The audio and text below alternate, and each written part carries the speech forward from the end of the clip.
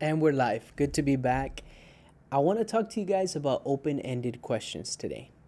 How to use them, when to use them, how they can help you become a better listener, and overall make you more successful in business, in sales, and whatever it is you're doing. See, a lot of what we do in an interaction, many times, if you're not careful, is you're just waiting for the other person to finish speaking so that you can say what was on your mind. But we're not really actively listening to the other person. And I'm guilty of it.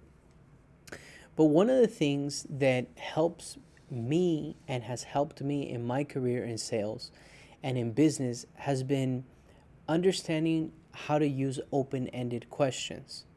Now, if I'm in front of a client and I'm asking, well, what is an open ended question? Let's start there. An open ended question is, how is your day going? What's a good time to speak? What are your thoughts about this, what I just shared, this service, this product? Those are all open ended questions. So you cannot answer them in a yes or no format.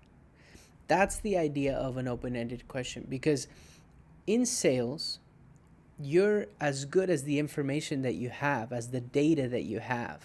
So if you have very limited data because you're asking yes or no questions, like, does this make sense? Yes or no.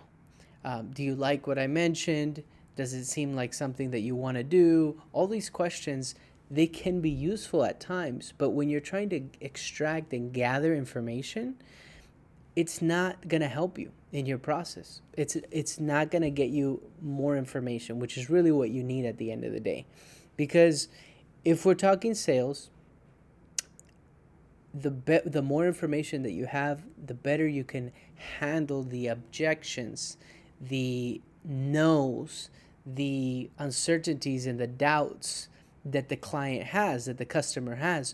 The better you can handle those, the more information that you have. So in the world of life insurance, which is what my previous career was, I had a questionnaire and I would gather information before setting a meeting with this person, whether it was my assistant or myself. I had to gather some basic information, very preliminary.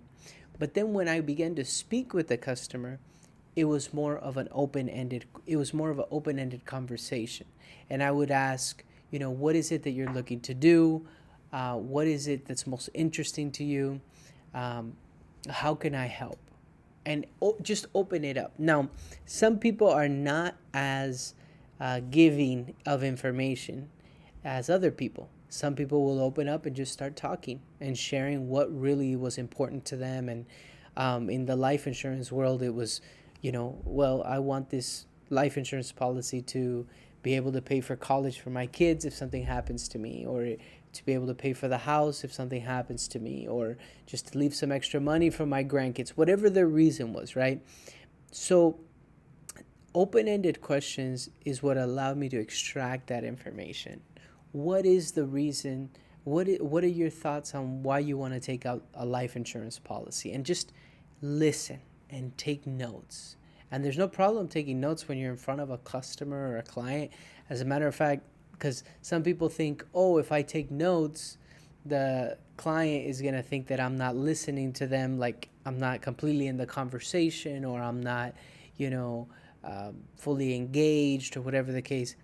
But I think you can take notes, and I think it actually shows that you're more engaged because you're taking your notes, you're looking up, you're acknowledging them, and then and I think that helps you, because you can't possibly, unless you have some sort of amazing memory, you can't possibly remember everything that went down in an appointment, in a meeting. Now, open-ended questions not only are useful for gathering information, gathering data so that you can better serve the client, but also in setting up a meeting or setting up an appointment. And yesterday, I was actually doing some role play over the phone, kind of back and forth conversations with my sister-in-law, my wife. We were just kind of practicing. And one of the things that I strongly recommend is to role play and to practice on how to set a meeting, how to set an appointment. So, for example, if I'm going to call you and it's a cold call or a warm call or whatever you want to call it, and call it, get it? And I reach out to you and I say, hey, I'm calling with, this is Mike with Mike's company. I'm selling you this product. Can I give you information on this product? Blah, blah, blah. You have to be really good at opening that conversation, especially when the other person might be closed and just want to get you off the phone. I like to open up that type of call with, did I catch you at a good time? Which is a yes or no question.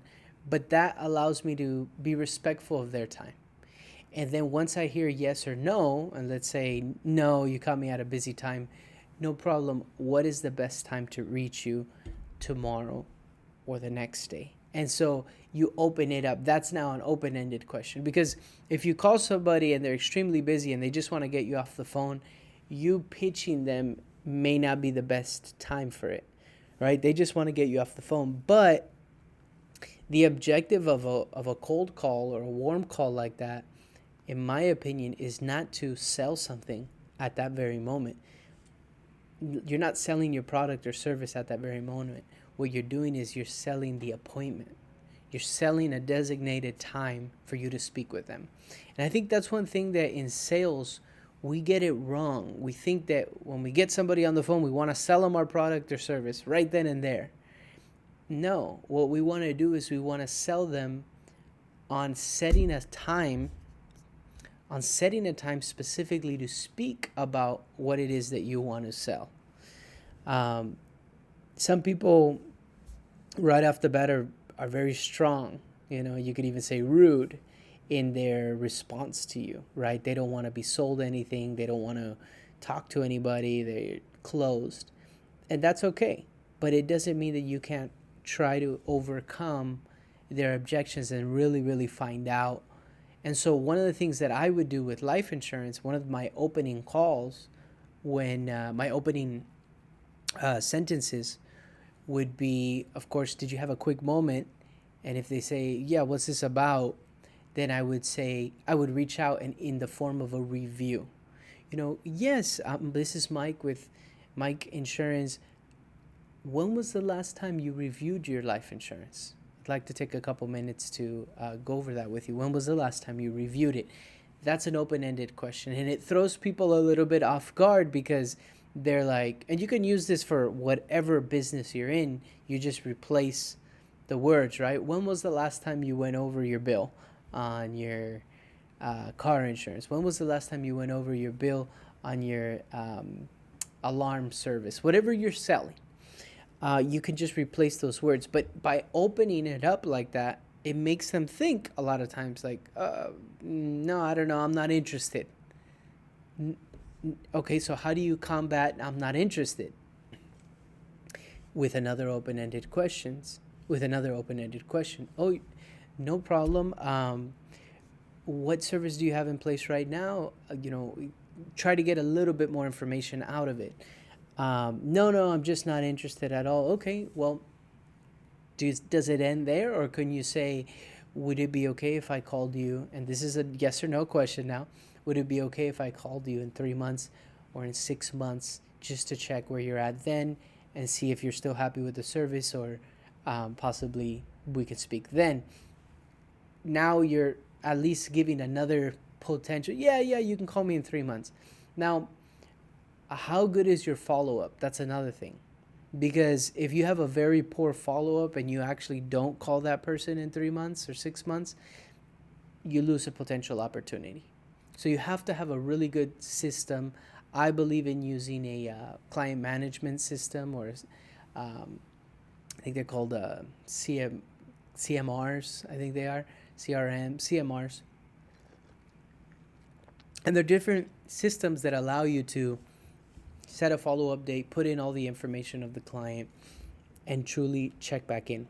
But the point of this video is to understand how to use open-ended questions, how to listen better, Not just wait till the other person finishes talking, but actually chip in what the other person's saying, because I believe that, and I've heard many successful people say this, that what separates you is how good questions you're able to ask.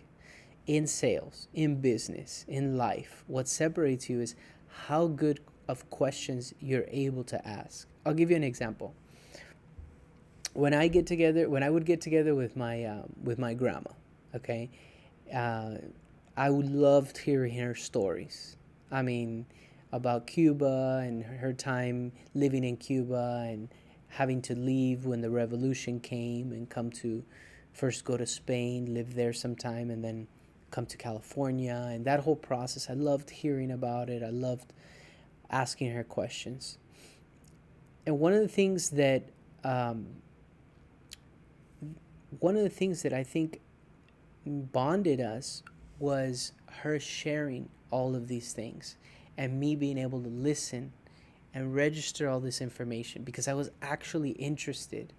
So I bring that up because, like, when you're at a family party, when you're at a gathering, when you're networking, when you're talking to anybody, you have to genuinely be interested in what they have to say. You have to be genuinely curious and interested in them. And if you're not, then maybe you move on, right? Move on to a different conversation with somebody else, whatever the case. But to be a good listener, you have to be interested. And so, one of the questions that I like to ask, which is an open-ended question, when I meet somebody who's successful, whether it be in their family, whether it be successful financially, whether it be successful in other ways, um, with relationships, a lot of times I'll ask, what drives you? What is it that drives you? Because I've always been interested as, like, why some people are just driven in a different way. Why they have a desire to continue to grow and continue to learn. And so I ask them, what drives you? And that opens the conversation because it's not a common question. And that's one thing that, if I can leave you with in this video, is get good at asking questions and listen and entertain that conversation and continue that conversation and form a bond with the client, and not just to sell them something, but to actually form a bond. Because what happens many times in sales is that not only do they become a client, but they can become an acquaintance, a friend, someone that you could potentially down the road connect with, do more business with. Like, if we're just thinking, I need to sell them something, you're going to lose, because there's so much more to relationships. And open-ended questions is one of the ways that you can really get to know what is it that drives this person. What is it that this person cares about? Oh, my family is what drives me. I got a 2-year-old, a 5-year-old, whatever the case, whatever they say, right? And when you have that information, you take that information and you continue to develop a relationship. And the other day I made a video and I said, sales is psychology. Sales is psychology. I believe sales is psychology, but sales is also relationships. So how good a relationship you have with somebody and developing that and growing that, and then we continue to refer you, and it goes from there. And it all stems from open-ended questions. And that is using psychology and understanding the human psyche. And that is, in essence, what open-ended questions are. And I think that can separate you from being an average salesperson to hitting higher levels. I hope this helps you. Good luck, guys.